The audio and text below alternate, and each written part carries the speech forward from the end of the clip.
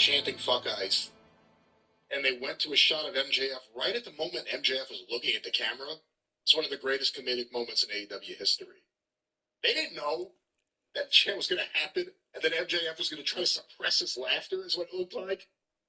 But what a fucking moment when they go to the heel. His face is like, well, yeah, hey, I don't have anything to do with this. But... It was Butch Reed walking away from the Express attacking Bill Watts. Yeah.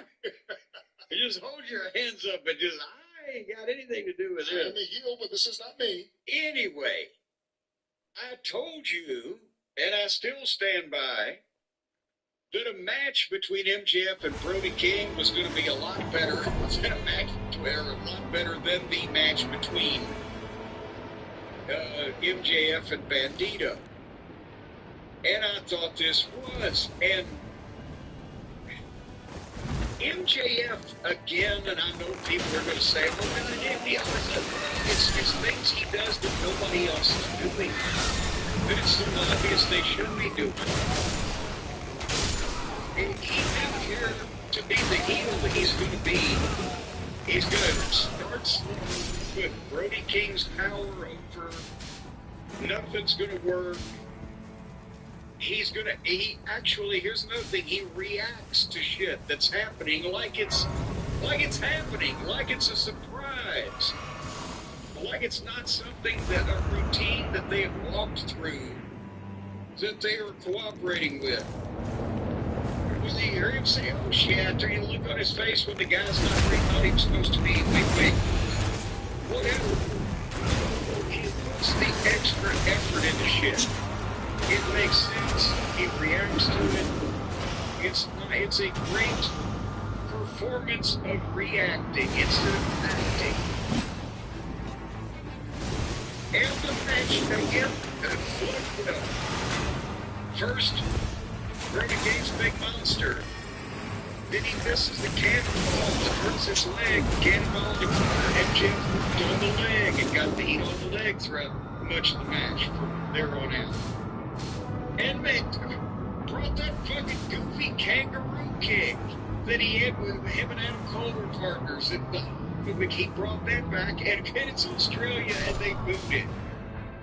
And he knows what to do to keep the thing moving and tell a story and make it logical and direct people in the proper place with the delineation between the heel and the baby face.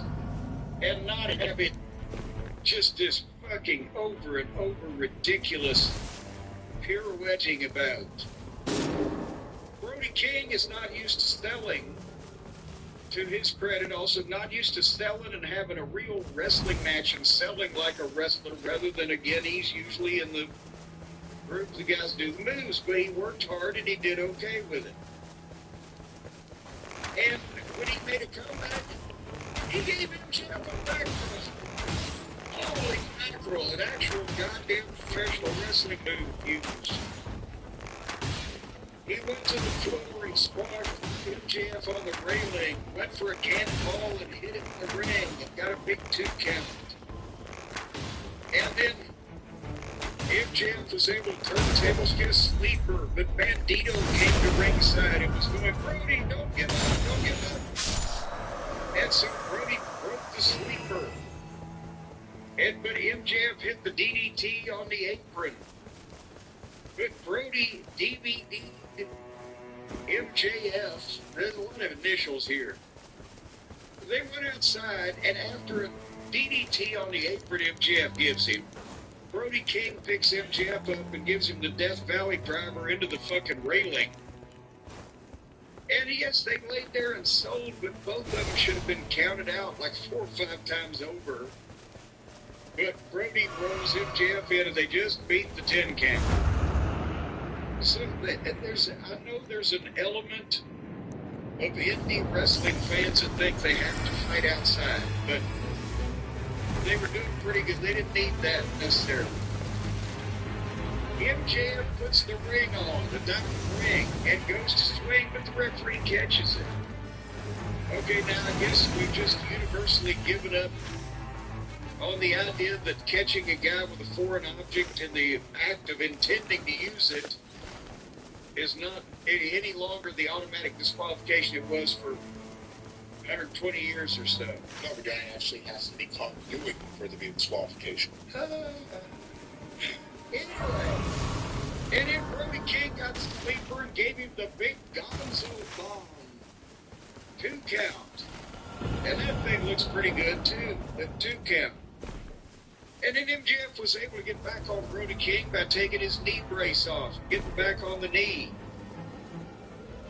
And, okay, after the Gonzo bomb,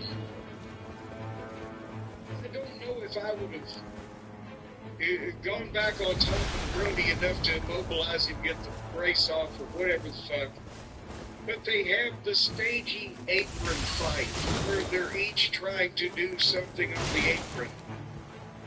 And then MJF hit some type of slamage maneuver on the apron, and then hit his heat seeker 1, 2, 3. I thought the finish was flat. I think the back and forth on the apron killed the pretty good momentum that they had going and that people were into, whatever the fuck. If they had to do that Gonzo bomb, after the Gonzo bomb, instead of MJF kicking out, they could have Gonzo bombed and MJF get the ropes. And then, again, he could have just stopped Brody briefly, even gouged his eye or fucking thrown him into the post for a second to get the brace off. And then this kind of big deal to the leg. Right? He's going to do his double stomps that he does to the arm. Maybe he's going to do it to the fucking leg. Then he goes and he misses that. And Brody goes for the Gonzo again, but his leg goes out. And MJF comes down on top of him. Swing the legs, 1, 2, 3. Then you've got these guys at a kind of a slow pace on the apron back and forth. And then MJF hit the slam thing, which Brody kind of bounced partially off the ropes or whatever. But it's dangerous out there. And it just hits his heat sinker and 1, 2, 3. It's kind of flat. But that's just me. What do you think of the booking here for Brody King? Because obviously, the big difference is the MJF match. Lots of victories over MJF. I don't think MJF is a move. I hope he is. And we have a mega live. It's the moment, which is obviously Tony Khan's version of long-term booking. Obviously, that's where he's been wanting to go.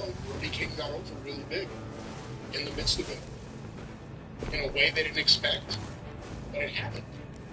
The average person has no idea who he is, even if they're aware of that moment. Champ broke out, but that video of the champ breaking out went everywhere. And the people that were in the Brody King were today, they were a few weeks ago. Do you do anything different? I mean, it seemed like this match and the finish of this match, it seemed like it would have been good. Right? Well, that's the thing, is that that's why I think the finish was flat. I don't think it. I mean, MJF has needed to get wins. I'm saying that as world champion, and then we're going to switch the belt on the new guy. Damn, it would have been better to have Brody King as champion instead of Page or Moxley again, or his other knuckleheads. But that's what I'm saying, is that this just kind of beat Brody. You could have again done it to where MJF, because he got up and Brody still was like if he got that Gonzo bomb and the fucking Weasel made the ropes, and then he tried it without the knee brace on and couldn't execute it, and that's what and then MJF got the opportunity to cheat. That's the out. That's what the baby face is. Fans in their mind could say, well, he just got that brace on. He could have given that Gonzo bomb. And then he would have had him. That's the way that, again, normal fucking wrestling fans for 120 years would have viewed that particular finish. Now, instead of millions of those people, we have the tens of thousands that will just debate this goddamn to death and shuck it all the way down to the fucking top. But basically, it's logic. It's fucking. That's how you manipulate people's fucking emotions. Yeah, I'm not saying this is whatever's a standard for a splash. Elevated singing got him over, although the fans were already getting into him. That's kind of why it worked. That took things and pushed it further. They couldn't do a draw. They already did a draw on the show. And again, the long-term plans right now are not Brody King and MJF. It's not Brody King as world champion. It's all the other guys that are in the world title picture. But there's got to be something to do there. All he had to do was cheat. I mean, he cheated through the match in various places. He didn't cheat. They just had the awkward exchange, and then he slapped him on a hard thing, and then dropped him on his head. That's mere beating someone, not cheating. Should they bring in someone to feud with Brody, like JC Ice or maybe Ice Train from WCW? That might be something. Where's King Parsons when you need him? Goddamn Steve has come out and represent his former party or people or whatever the fuck. I mean, you know, I keep Brody King away from Bandito because they've established him as a single and as a pretty popular babyface, and I don't think he needs to be doing